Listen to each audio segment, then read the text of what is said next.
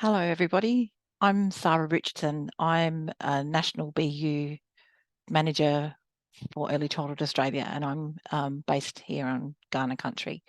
I'd really like to welcome you to this In Focus webinar, Reflect, Respect and Respond when engaging to First Nations communities. This BU webinar is brought to you by the BU delivery partners, Early Childhood Australia and Headspace. And it's really important and significant, I think, that it's brought to you today, that we're having this today on United Nations International Day for the Elimination of Racial Discrimination, or what we acknowledge in Australia as Harmony Day, and also National Close the Gap Day. I'd like to invite you afterwards to stay online to join our Q&A session with the panelist, and also to learn more about how BU operates, to listen to a conversation about the culturally responsive resources as we go. So some information about BU. You'll probably come across BU anyway in finding this webinar. BU aims to transform Australia's approach to supporting children and young people's mental health in early learning services, in primary schools, in outside school age care, in secondary schools, and also in the tertiary sector pre-service. And being part of the BU community means that your learning community or your school or your service can come along to events like this. In addition, there's a whole suite of other tools and resources, but in particular, we have a resource of the BU consultants who can really assist you to implement BU in your context and help you make changes that you want to change to advance mental health in your community. If you haven't already registered or aren't participating for BU, not just for the webinar, but for BU itself, then we'd love to have you join us. And you'll find the links in the chat, or keep an eye out in the chat for how you can go about doing that. I'd like to hand over to Juanita Wilson now to do an acknowledgement of country. Thanks, Sarah. Yeah, Palingana, everyone. Hi and welcome.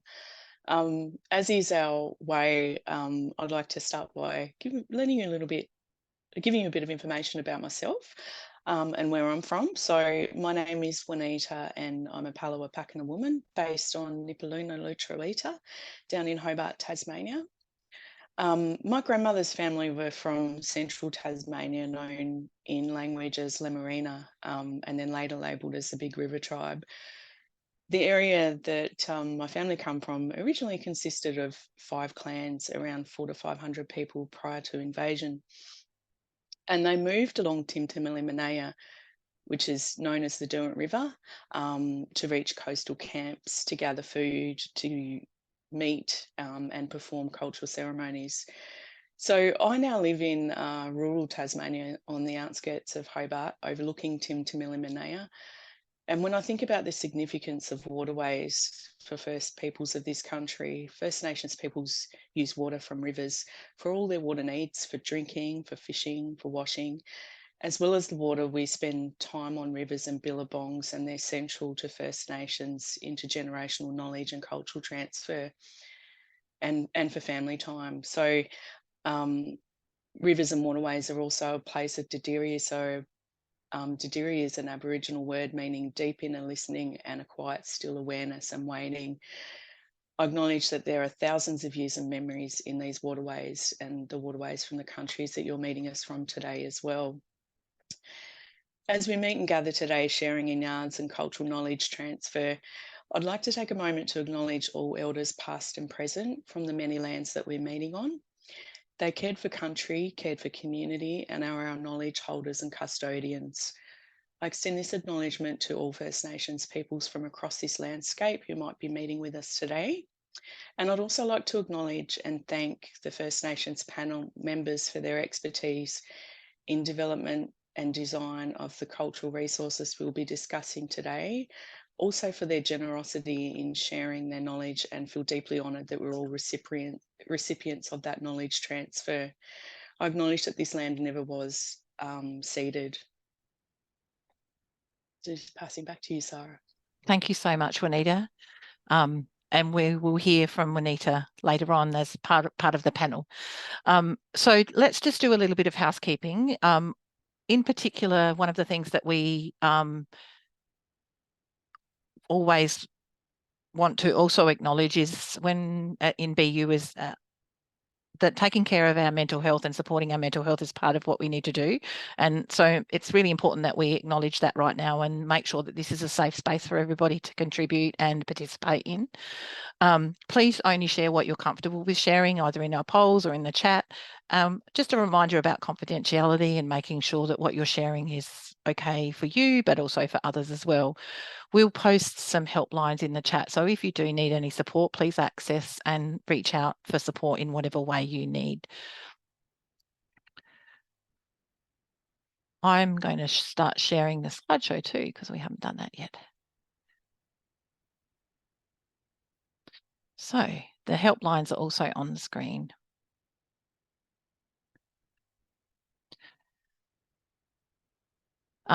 Also, just to help you get familiar with the space as well, there's some technical tips to help you maximise your learning. You can see the on-screen for selecting speaker view, which will give you a better experience. You'll be able to see the speakers in a better way. We will turn the screen off when there's not that many slides today, but when they are on, you might want to choose speaker view. The Zoom Help Centre will be the place for you to go if you need any IT assistance or support, and you can see that links for that in the chat. You can also ask questions via a questions box, which is Q&A, and you can also share comments via the chat. So you can engage, and we would really encourage you to do that in whatever way is most appropriate for you. You might just be keen on listening and watching, which is fine as well. We hope to respond to as many of your queries as we can, perhaps not during the session, but certainly more likely after, and probably in subsequent opportunities with engaging with BU as well. I'd like to also acknowledge right now the team who are working in the background: Nathan, Dino, Maria, Sophie, Ruth, Catherine, Blair and Robin from across ECA and Headspace BU teams. Another note to you too, that there's a downloadable resource that's been, I think it might have already been posted in the chat, that you can take with you to continue the conversation back in your learning communities. And also let you know that the recording will be available post-webinar, and that this downloadable resource will be available as well. So hopefully that's enough for what you need. If you've got any questions, please sing out in the chat. There's a few of our team in the chat as well who will help you. So I'm going to stop sharing, and I'm going to invite the panelists to come onto the screen. Today, we're going to have some conversations, in particular, as Juanita mentioned, to talk to you a little bit about how the culturally responsive resources were developed, and also why, and then moving on to how you can use the culturally responsive resources in your practice, and also some strategies to support your practice in engaging with First Nation communities, and give you some examples of where this has happened amazingly well. I think as you're doing this, be really mindful that the process that we went through as a panel to develop these resources could give you some clues about what might be a way forward in your community as well. So perhaps just keep that in mind. We are going to talk to you through to have some conversations about the process, but you might be able to take away some of these ideas and thoughts as well as strategies too. So let's introduce the panelists. I'll start off with, I'd like to introduce Jess. Well, actually, they're going to introduce themselves. So Jess, over to you. Hey everyone, I'm Jess Daines. I'm a Wiradjuri woman. I'm based on Darkinjung country on the New South Wales Central Coast. I too would like to acknowledge the traditional owners of the land on which I'm gathered on today, and acknowledge any Aboriginal or Torres Strait Islander educators that are joining this session. I'm the director of the Koori Curriculum, which is an Aboriginal early childhood consultancy, and we support educators to include cultural perspectives in their program and connect with communities. And I was a member of this awesome working group. Thanks, Jess. And again, to Juanita to tell us a bit more about where you're from, perhaps, Juanita. Yeah, of course. So you all know my name's Juanita, and my role actually at the moment it currently is with Beyond Blue. So I'm the First Nations Inclusion and Equity Advisor with Beyond Blue. Beyond Blue is an independent, not-for-profit organisation working to reduce the impact of anxiety and depression in Australia. So the work that I do supports the wider work that Beyond Blue does, with a focus on First Nations communities and with that lens of inclusion and equity. This might be a good time to explain how my previous role. So I actually jumped over the fence to my current role with Beyond Blue during the development of these resources. Prior to that, I was a BU consultant with ECA, so I was really blessed in that I was able to be involved in this project from beginning to the final product and to today in both of those roles. So I'm really honoured to have had that opportunity, and it's a pleasure to be here today. Thanks, Juanita. And I mentioned before that one of the really important resources as part of BU initiative is are the consultants, and I'd like to introduce Brian, who is one of those consultants. Oh, yes, you're a consultant, kind of, Brian, right? I have been a consultant, yes. Yeah. But now my role is the BU manager here in the Northern Territory. So we work very closely with ECA and, of course, with Beyond Blue as part of the wider BU team to translate the wonderful resources available in this initiative into real and meaningful ways that will be of benefit to educators, school leaders, and the wider school community. I'd like to just add my voice quickly as well to acknowledge the Larrakia people and Larrakia country that I've called home for the last 16 years. I couldn't imagine a better place to be raising my family. It's a great privilege. And also just to acknowledge that as a non-Aboriginal man, I'd like to just openly acknowledge the tremendous privilege extended to me in joining today's panel. And it's just a pleasure to be here. Thank you. Great. Thanks, Brian. And later on, Brian's going to share some amazing examples of some strategies in action from where he's from. So we've talked to you a little bit about who we are. So we'd like to do a poll now, and it's an opportunity for you to jump in and let us know what you hope to take away from today's session. So we'll launch the poll. And while you're filling in the poll, maybe I'll open the floor up to the panelists about what they think they might be taking away, or what you think people might be able to take away from today. I think the main thing that hopefully the participants will take away from the session is the importance of protocols when working with Aboriginal and Torres Strait Islander communities, and some strategies and ideas of how they can better form meaningful relationships with their own local communities, either personally or professionally through their workplace. So that would be my hope, what people get out of today's session. Oh, that's great, Jess. And Juanita, have you got any thoughts? Yeah, I agree with what Jess said, that I hope people are able to take away some great ideas of and perhaps strategies of things that they can start to think about and implement in their own setting. But we always talk about reconciliation often being a process that starts within ourselves. So that process, it might just be a deeper inner reflection to begin with before bringing that out to our communities. So whatever that might be for people, I hope that it plants a seed of something and starts a conversation. Yeah. It's interesting, isn't it? Because this is a space where we can sometimes get stuck and not know what to do next. And doing something we're hoping that these resources will really support that process. Brian, have you got anything you'd like to add? Yeah, certainly. Just in my role, working with Headspace as the delivery partner for BU, I'm hoping to bring a perspective and my experience with 10 years as an educator in the classroom for just the sheer value of a resource such as this one, and just the way it can be translated from wonderful ideas on a page into an educator's daily practice, or how they'll approach their community consultations, etc. And just, Sarah, you mentioned a moment ago as well, we wonder about this space. In the introduction, we know we should, but we don't know how. Well, that was where I found myself a good number of years ago, just looking to try and engage. And if I can just speak plainly, I would have loved to have this resource as an early career teacher. So better late than never. I hope I can bring some perspective to today's chat. Yeah, thank you. And one of the things I was thinking about, we'll have a look at the poll results in a minute.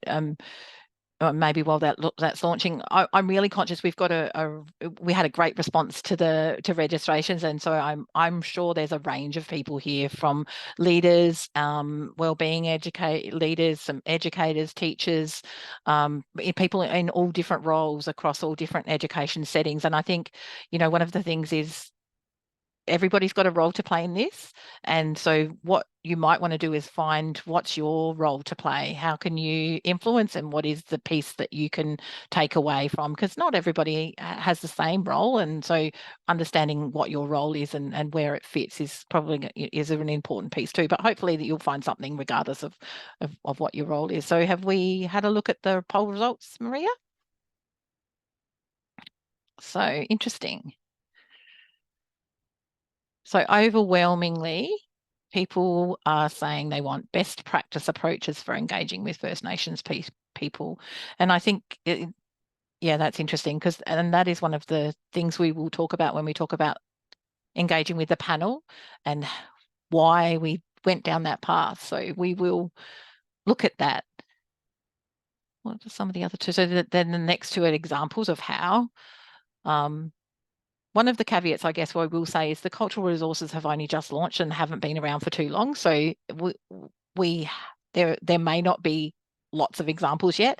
And at the same time, I'd also really like to say, if you have used them or if you are engaging with them and you've got stories to share, we would love to hear about them, because I think that it's clear that 50% of people really want to know that, and we can't share them if you don't share them with us, or with each other. So, you know, I'd really would encourage you. And I think this is a tricky space, Jess, and I'm going to specifically ask you this question. People sometimes are a bit anxious about sharing. They're like, oh, I'm not sure if we're quite doing it right, or we're not sure. Yeah, well, that was the role that I was in when I was an early childhood educator. You know, so I started working in early childhood when I was 16 as the untrained childcare assistant way back when, before the ELF was on the shelf. And so knowing about your culture and knowing how to translate that into an early learning context, I always say, are two very separate things. And so even for me, it was fumbling my way through to begin with. And just like Brian, I would have loved a resource like this, you know, to make it a lot clearer and straightforward. Is what the right thing is too, because we all want to get it right. But I think it's that idea. The theme for past Reconciliation Week was moving from safe to brave, and you have to be brave, and it's about being vulnerable, and you have to put yourself out there and just be humble and gracious and open to feedback and critical reflection. But if we don't share examples of practice, we can't grow as a profession. And this is the one space that I think that they're really hesitant to share, but I really encourage people to share, because it's only through your stories that we can grow and we can see the multiple ways of doing this work. And what you are doing will be the inspiration for the person that's too scared to start. You know, we are all doing something, and it's so important to honor that and to lift the voices of our profession, of educators that are at the coalface, that are doing the work, and show those examples of quality practice. So I always try, I'm the same as you, Sarah, like, please share your work with us as much as you can, you know, and put it out there. And so what we will do now is have a bit of a conversation, and I think this was kind of part of the conversation we started having as a panel. So to let people know, there was the resources were developed with a panel of Aboriginal and Torres Strait Islander peoples, and Jess already mentioned that she was on the panel, when Juanita was part of a working group that we had within the BU team that worked together with the panel to develop the resources. And the process of engaging the panel, selecting who might have been on the panel, and then our conversations over time to develop the resources were really interesting, but kind of also picking up on that point, Jess, you know, how do we create something, or how do we develop something that supports BU's aim to develop a mentally healthy community, but also speaks to an audience as wide as birth to 18 and pre-service, and in every space across Australia.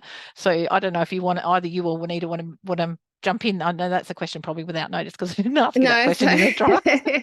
I think that you hit the nail on the head. That was therein lied the challenge, is that, you know, how are we going to find that common ground, not just within the professional space of early childhood, you know, primary and secondary, because there are nuances with each of those spaces, but also with the diversity of communities. So we had really great diversity on the panel. And I think, as you said, there's a lot that I think educators could learn when they're considering even things like setting up a reference group or a RAP working group as to what BU did, because in my experience, I've never seen anything like it before, and I believe that BU did it so well, is that there was great diversity amongst the panel members. So we had not just, professionally, so we had early childhood educators, primary school and secondary teachers. We had the team from Narragansett, but then also diversity in terms of cultural groups amongst the First Nations representatives that were part of the working group.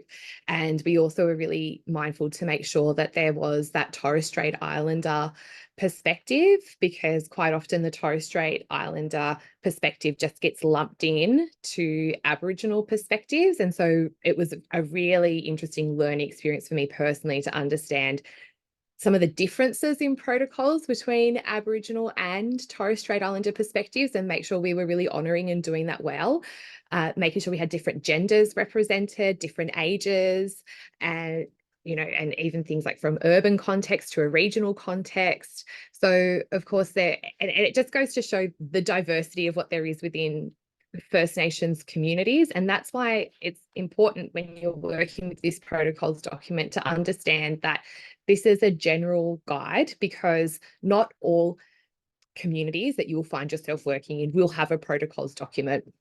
So the hope would be that you would then look at what has been pulled together, and when you are consulting with community, perhaps you can clarify some of those points for your specific context and make it transferred to wherever you are with the community that you're working in. But it was amazing, Juanita. How did you find it? Like, I thought it was pretty cool.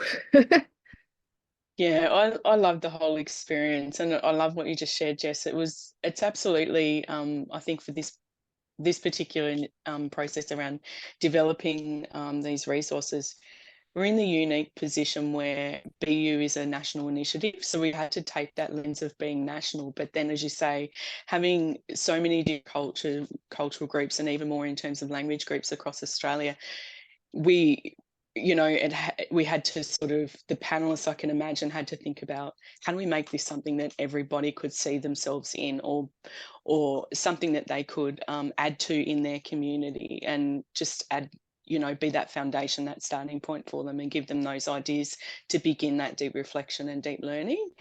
So that was a challenge, and I can certainly, within communities themselves, there might be things like there might be more than one cultural group that needs to be involved. If people are looking at doing a RAP or an advisory group, like you say, there might be a number of language groups. You might need to involve elders in that process, or have a think about if First Nations people in your community have a spokesperson that needs to be included in those conversations. So it's I can see the way we went about things was very similar to what educators are probably thinking about now. But one of the things that really stands out to me is the process in itself is really important as well. So really, checking, are you sharing that position of empowerment with First Nations people? Are you acknowledging the First Nations people in that space as the subject matter experts and remunerating them as such? And I think if we talk about co-design, but I really think it's more or less about providing a basic structure and then getting out of the way. And that's where the real magic can happen. It's elevating First Nations voices and their wants, needs and desires. And I think what I'm really proud of with this project is that it's absolutely something that comes from First Nations people's hearts. And as I said earlier in the acknowledgement, it was such a generous sharing of that knowledge that everyone can take away and think about and contemplate, and hopefully take some next steps. It was interesting, wasn't it? Because one of the things we did was made sure we allowed plenty of time. And I think sometimes we get trapped into we need to get it done quickly, and we need to move through the process really quickly. But we also had timelines, and we also had deadlines, and we actually didn't meet that many times. So the structure was important, and the time in between. So we would come together, have a conversation, and it was mostly done online. But those facilitated conversations really helped us shape and ask the questions. Is this working? Is this what we want? Are we sure? Those kind of things to help us get to where we go. So I think that the other kind of things that learning communities and educators can take away with, if they want to embark on meaningful engagement, you need to make sure there's the right amount of time, and then you use these protocols to help you engage with the right people. I think Dwayne was the facilitator and he did an amazing job, and that's something that we've all reflected on. And I believe that BU also got consultation before starting this with Dwayne about what that process should look like. And one of the things that was really clear from the beginning was, how did we want to manage things like conflict if that would arise? Because there is such diversity. So what if we all didn't agree, and how would we determine the best way forward?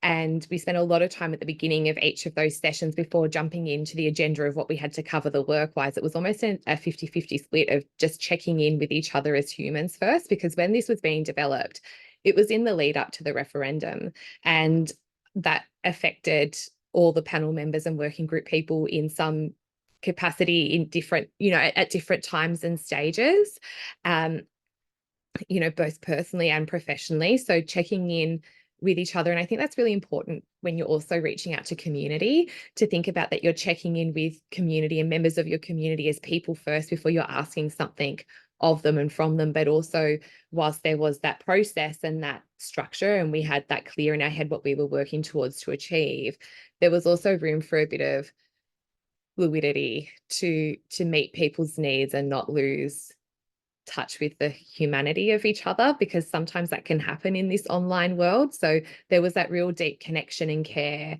as we all got to know each other in this working group space.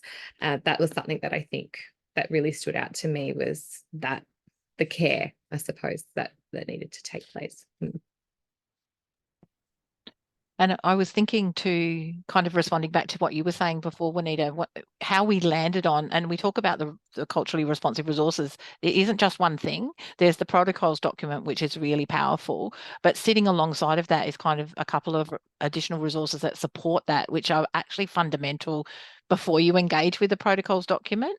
And the first advice, and we kept coming back to this almost in every session, you need to actually think about who you are and how you're showing up in the space first. And so that link to the AITSL intercultural, I'm going to get the name wrong, someone pop it in the chat would be great. Actually you need to do a bit of work on that bit first before you start jumping into the next bit. And the other resource is it's built on from one of the Narragoni stakeholder resource development. Who are the people I need to be talking to? How do I find them? How do I know how to engage with them? And so doing those two pieces of work before you jump into the protocols document is actually how the resources are situated on the website and how the panel would envisage them being worked on. And we kept coming back to those, particularly those prefacing pieces first before the protocols document almost every time. Jess, do you want to comment on that at all? Yeah, the self-reflection tool is really important, and the stakeholders list that's been offered on the BU website as well. I think it's about, when you're looking at community engagement, we have to start with the why first before we worry about the who and the what. So why are you wanting to connect with community? And then by working through that stakeholders list and developing that stakeholders list with members of your community, so you're able to identify who is who and the different roles in which we all play. So there's a difference between Aboriginal early childhood consultants, your local Aboriginal Lands Council, your language custodians, traditional owners and elders and cultural performers and storytellers. Like we all, in some ways, we may overlap and we're all connected and know each other and so forth, but we all have very unique individual roles. And so it's important when you're reaching out to community that you've done a little bit of that groundwork. So you're making sure you're asking the right questions of the right people. And when you're then encountering conflicting advice, you're also better able to determine how that person is placed to be giving that advice. So understanding your community and the layout of it is important. So those tools will help you do a bit of that mapping work. Juanita, did you want to add anything to that? Yeah. Yeah, I totally agree with you, Jess. And I was also just thinking about the importance of developing relationships and fostering trust as well. And I think you mentioned the amazing Dwayne, who is a facilitator in the panel group. And I think Dwayne is a shining example of how a facilitator role is really important in terms of his really spending time allowing group members to get to know each other. And as you mentioned before, Sarah, that can take time. And I think one of the things that I noticed throughout the process was that, you know, each time we all met or gathered, there were times during those spaces where we needed to stop and pause and reflect, and maybe just have a yarn about something that didn't even relate to what we were there to do, and that just forms that foundation of you know, trust relationships that are really key in these spaces. And I think, you know, Nathaniel Tamoy has one of the panelists has a really great piece early on in the Cultural Protocols document that talks about relationships in school settings. And if I can share a little bit of it now, I'll quote a piece that he wrote was that words like love, trust and relationships can be feared in the education sector, but for Aboriginal and Torres Strait Islander peoples, nothing good happens without them.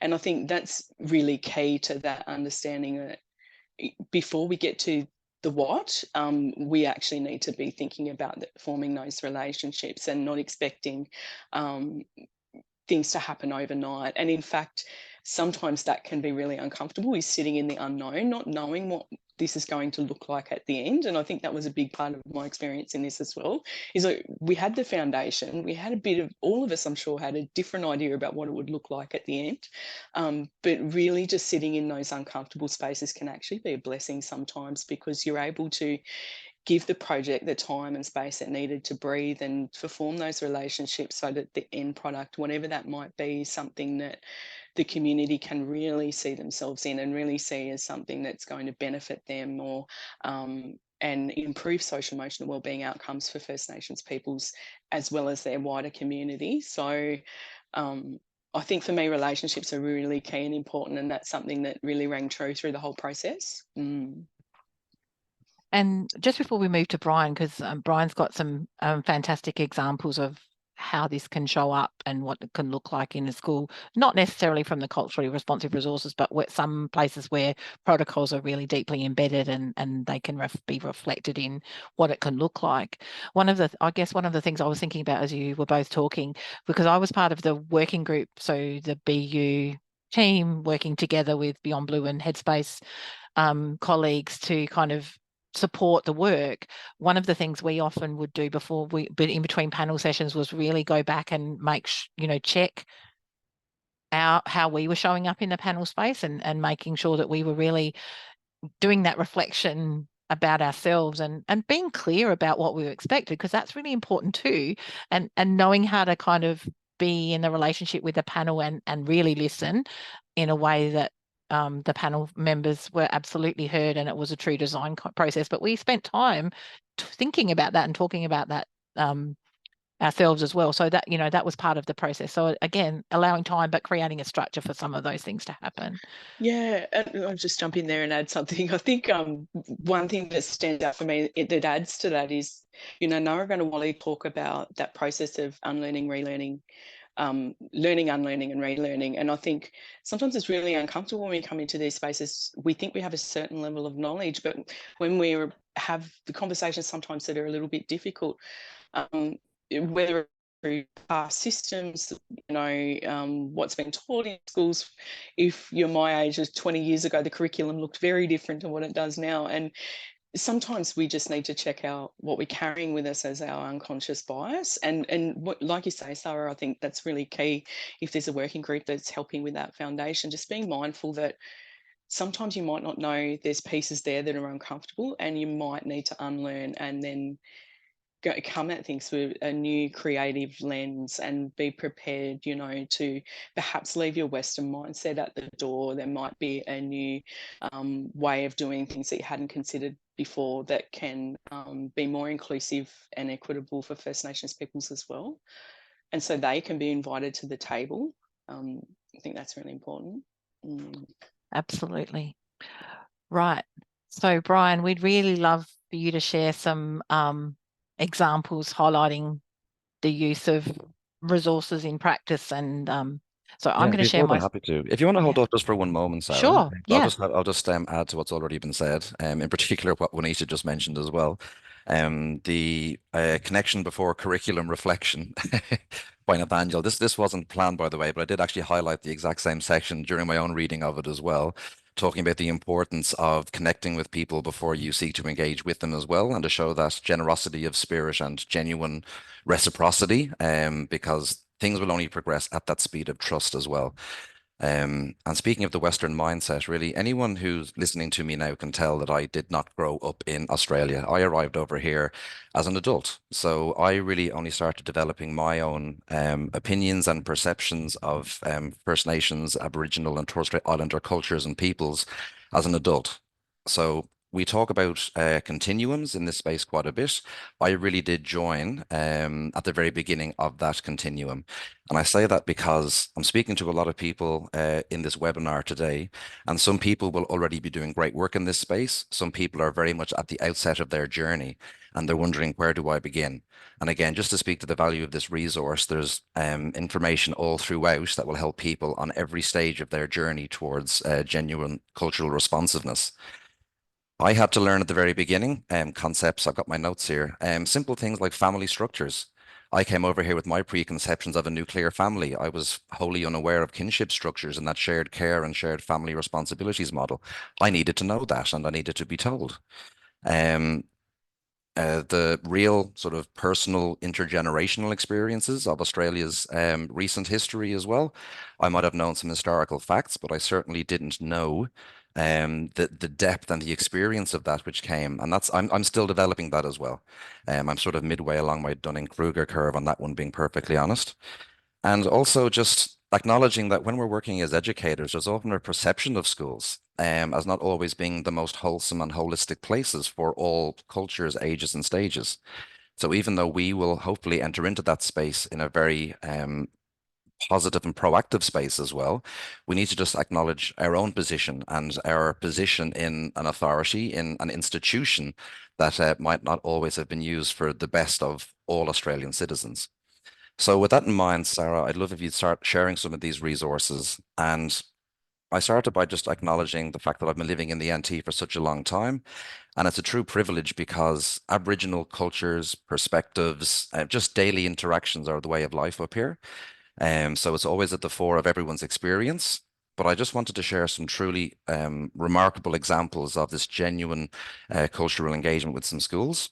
And I'll start by just speaking of Gumbalanya School.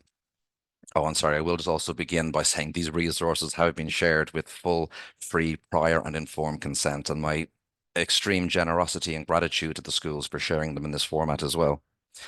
So Gumbalanya School and the Binning people, they have used the woven mat on the screen in front of you and the Marabou story to represent the both ways learning that it takes place in their community in Arnhem Land.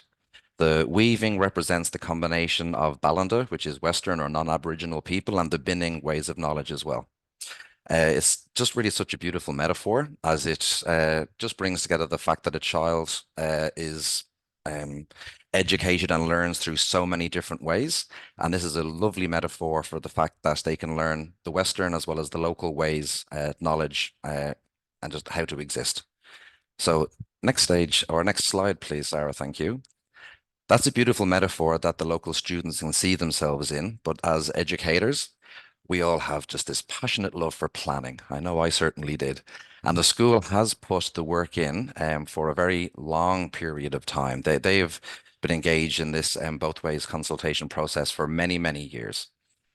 And I'm showing this just as an example of what is possible when you have those flexible timelines and you give the opportunity for genuine engagement. Anyone who's familiar with the work of John Hattie will know that high expectations are one of the best effect changes you can have. So if you're looking at this resource now and think, I wouldn't know where to start with that, don't worry. You start with the first step that's in front of you, and you can work towards something as this. On the left, you have the local Binning curriculum with the use of local languages, kinship structures, ceremony, their laws and customs. And on the right, we have the Akara curriculum, which is important for any young person's education as well. Students understand they're learning both of these ways. They're code switching a lot of the time. And to help them do both of them effectively, they've also developed a well-being curriculum at Gunbalanya School as well to help those students to regulate their emotions, to see themselves as part of their community and how to work. It's just a fantastic example, and I could talk about it for a long time, but being mindful of time, Sarah, next slide, please. Oh, sorry, just speaking about that, speaking of two ways and both ways curriculum on the previous page, go to page 17 of the protocols document. You'll find instructions on where to start there. If you're, excuse me, the graphic in front of us here speaks about the Wellbeing Hub, which was using the school as the auspices, as it says in the document of Gunbalanya School, to reach out to the wider community as well, where they've helped to identify who their partners in community are, how can they develop a shared understanding, how can they bring a trauma-informed lens to all different adults and services working in the region as well. This did not happen overnight, as I'm sure you're aware, and it just shows what is possible when you stick to the process and engage in that genuine two-way dialogue. And like I say, if you'd like to know where to start in a process such as this, have a look at page 8 in the document that we're referencing here today. Those are some big picture resources. I'll bring it back down now to educators, and by educators, I mean any adult working in a school. I'm not looking at the hierarchy of teachers, assistant teachers, ISAs or CESOs, etc. All adults working in a school. If you're wondering how you can bring these perspectives into your daily practice, I've got two examples coming up on the next couple of slides. The first one again is from Gunbalanya, and this might look very familiar to a number of our educators attending here today. They have taken the zones of regulation and they have adapted it in a very sensitive way to show that there are faces that are more representative of the students who can see themselves in the document. They've worked with the various clans and language groups in their area to translate that emotional language into language so people can read it, and again, they can see themselves in the document. And if I can direct your attention to the bottom of the document there as well, you can see that they have used a variety of elements and totem animals and just elements from the local culture that's important to them to again represent the rather Western model of blue zone, green zone, yellow zone. So again, it's a well-known resource that has been sensitively adapted in full consultation. So people, and by people I mean adults and young people at the school and in the community, can see themselves reflected in it. So those documents and resources are from Gunbalanya and the Bining people in particular, and my eternal gratitude for sharing that in today's forum. The next document comes from a different school. It comes from Lenapoy Homeland Schools, also in East Arnhem. Now, they are based on Yolngu country, mostly based around the town of Yirrkala, but also extending it to a number of camps as well. This resource was shared recently, and they've combined the zones of reg that you might recognize, also the Berry Street Ready to Learn scale, and they've gone a step further again, and they've included the genuine faces of young people in their community, which has an artistic filter put over it. And for reasons of confidentiality and appropriateness, we've blurred the faces for this presentation today. Now, the Yolngu people have a lot of understanding of water because it's such an important element just in their daily lives going back millennia. So they have many, many words for different types of water. And they've used the metaphor of different types of water to represent different emotional states, which mean something genuine to their local people. And they can use this in a helpful way where their young people come to class and they can identify themselves by means of the young person in the canoe. Which sort of water are they on? Are they on cool, calm water, like a glassy sea, for example, where they're calm and they're ready to learn? Or are they on the sea after a storm, where it's obviously quite choppy and you can see angry or frustrated? There is in the bottom right, there's I'm not sure which color it is now, excuse me, it's escaped me.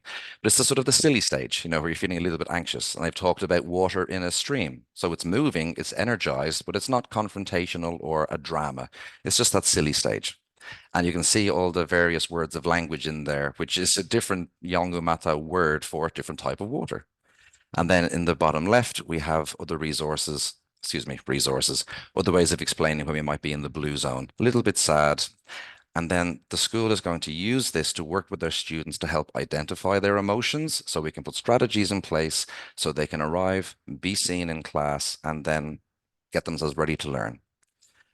Obviously, translation into language. And I will also mention that this document here, it looks, it's a gorgeous document. It looks reasonably straightforward.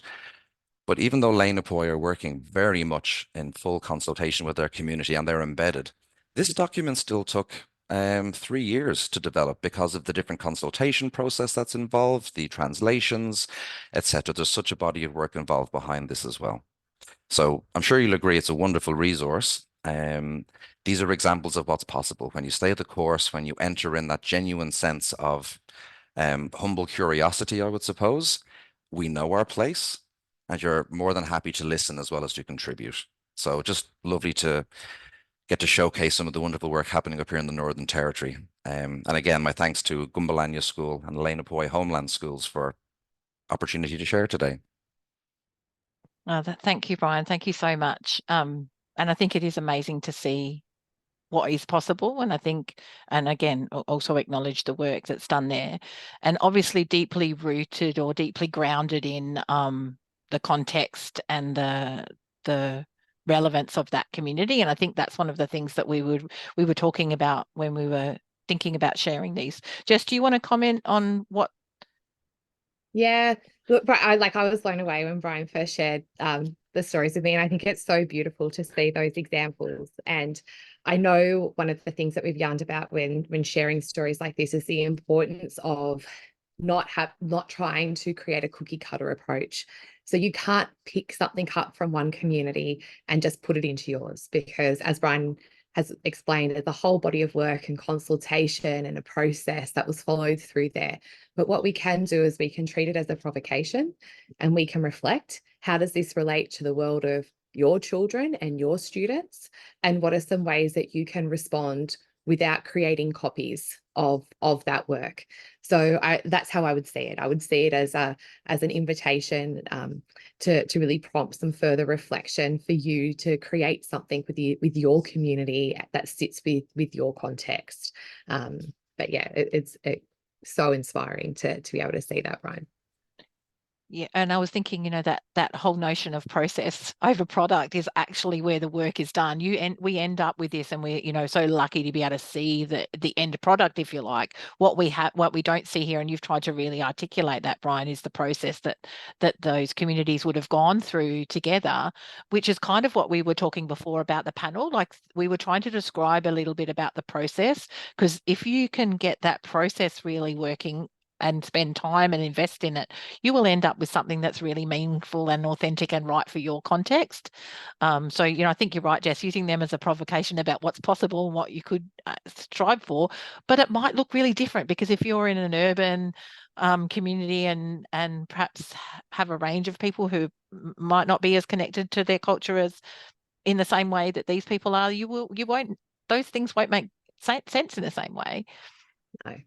And I guess that's one of the things that we were going to go on about next anyway, Sarah, is that idea of like, how do we start making connections with our own communities, and what are some ways that we can do that? And so where I live, and in the majority of places where I've taught as a teacher, has been in quite different contexts to where these examples were shown that Brian's just offered. But I do want to sort of chat through a little bit pages 8 and 9, which Brian also referenced, because I think that that's sort of the foundation of this session, really, of and some things that we've talked about and around. So hopefully you can see that. So once you've sort of looked at creating your stakeholders list, so you've thought about your why. So why are you wanting to connect? Is it because you're wanting to learn about the local language? Is it that you're wanting to support Aboriginal families that are attending your service? Is it because you want to create a bush tucker garden? Or I don't know, like you want to look at ways to teach respectfully about the stolen generations. All of those things, they require a different person and a different role that person will play. So if you're wanting to know about your language, then a language custodian from your area is what you need. If you're looking to support Aboriginal families, potentially you may need to reach out to local elders, but what are the organisations and businesses that also exist within your communities? So like Hippie, for example, is one of those organisations that I do a little bit of work with.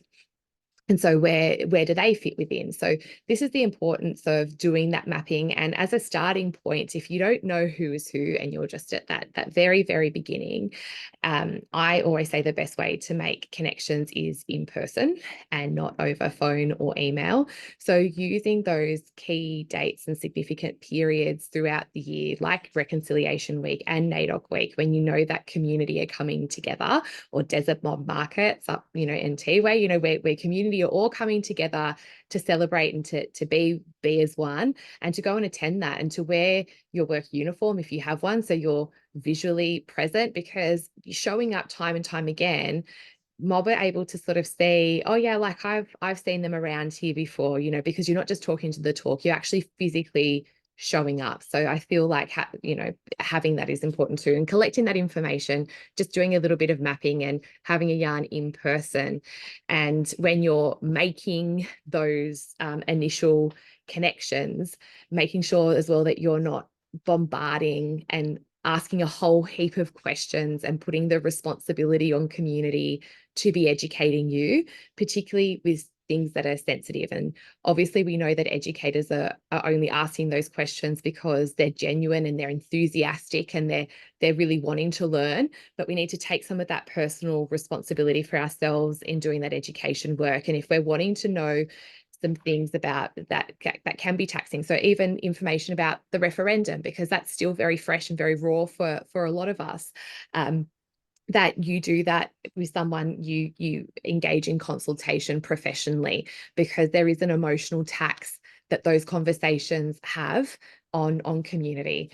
And that same burden of education can't fall to the Aboriginal educators that you have working at your service, particularly if there's only one, First Nations educator that's on your team, or the Indigenous families that you have attending your school or early learning service. So some of them just want to be, families. They don't want to be there having to educate and having to have these conversations all the time. So being mindful of the forum in which you're asking this, and is it appropriate? So having realistic expectations as well about how long it can take. So even though you've now worked out who is who in the community and who the correct person is for you to be reaching out to, as we sort of said, there's two parts of that, understanding that people are humans and service providers are humans, they're people, and that they have lives and things that are happening in communities and their families, and they may not always be in a space that they're able to service you, and they may not always respond because they have things that are happening in community, and our obligation and time and devotion is always with family and community first. And secondly, there is that inherent mistrust that a lot of our community have towards mainstream institutions like schools and early learning services.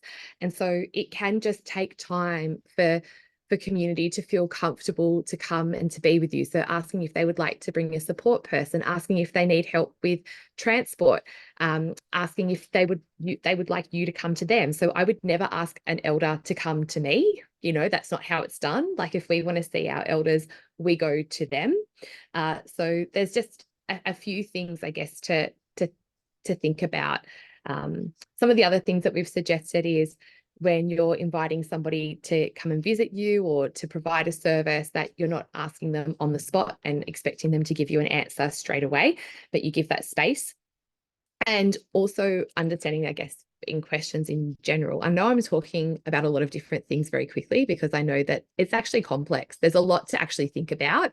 And I have a habit of trying to fit an elephant into a jam jar, but I'm hoping that some of this is landing with you. For a lot of our working group members and panelists, they sort of express this idea that in a lot of our communities, questioning is not something that we do. So when we want to understand something culturally, we don't ask questions. That information is shared with us at a time that our community and elders feel that we are okay to be receiving that information. So it happens in time.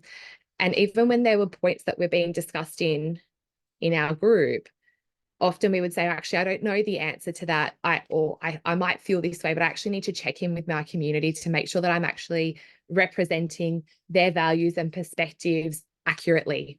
And that's something that I'm really aware of, is that what my role is, what my lane is, what I feel that I'm confident to speak on, and where I need to step away and say, well, actually, I need to check in with somebody else.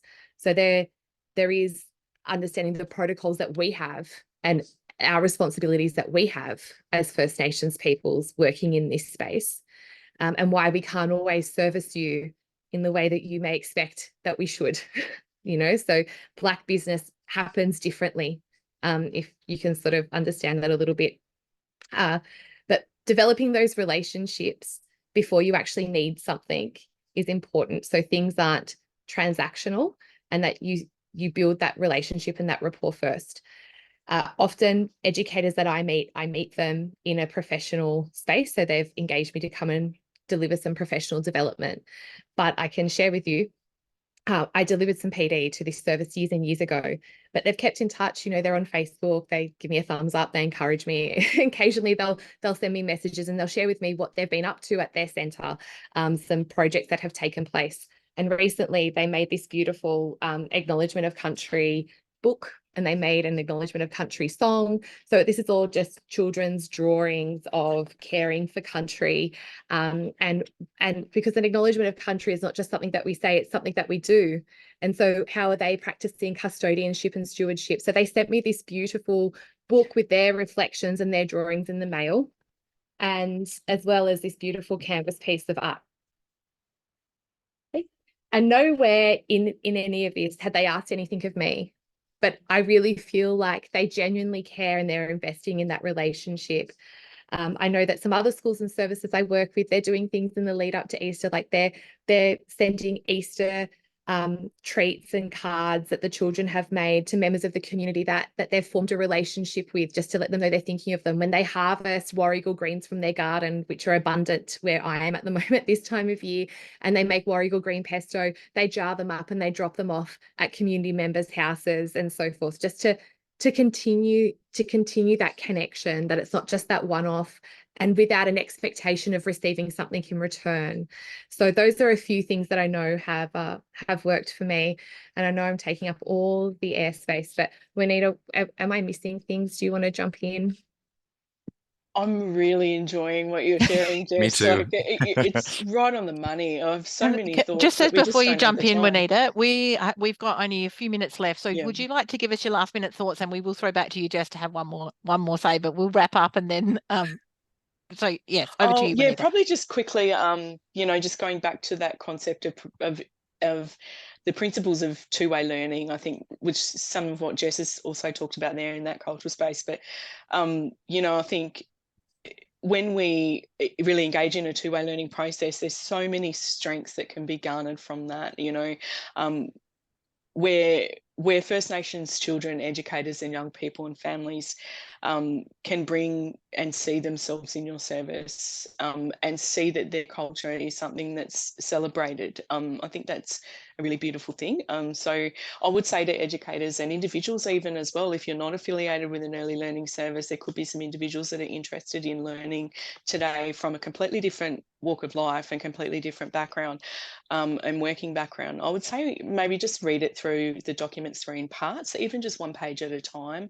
Have a yarn about what it might mean for you in your community with someone you trust, and maybe explore those case studies and how they might relate to you and your setting, and how they might look similar or be different. So that's a really great starting point as well. So yeah. Thanks, Juanita. Hey, have you got 30 seconds, Brian? Have you got a 30-second takeaway? I absolutely do. Just as Jess was speaking, I was positioning myself at the beginning of my journey, and everything she was saying would have been new information to me. I'm hearing her speak now, and I'm going, yes, of course. But it just speaks to that range of experiences and not people not knowing what they don't know. As a teacher, I've seen some comments asking, can we have the resources? And just to double down on that again, it's not appropriate, I don't think, to take a resource such as that, which is so place-based and so intrinsic to one community, and drop it in somewhere else. the process is far more important. I would agree with everyone else here than the final product. And yeah, I think that expression of nothing about us without us is great. If I was to take a resource and drop it in and say, here we go, that's for you, that would be well intentioned, but I think a bit disrespectful. So engaging in that discourse is absolutely key. You want 30 more seconds, Jess? But just to say thank you to BU and ECA for honouring and privileging First Nations perspectives in the work that you do and creating this opportunity for us and for professionals so that we can all do this work with integrity and respect. And that I think that's what we all want. You know, we want to make sure that we're doing it respectfully. So I just thank you and giving me the opportunity to be involved. You're very welcome. And I want to thank everybody, all of the panelists, and particularly Jess and Juanita for coming. And thank you, Brian, for sharing, and thank those schools that shared with you. And I also want to thank everybody for joining. And if you're watching the recording, we really know that you care about this and this is something that matters a lot to you. That's why you're here. So keep using the resources, keep talking to each other. And like we said at the beginning, keep sharing. Thank you so much for your time today.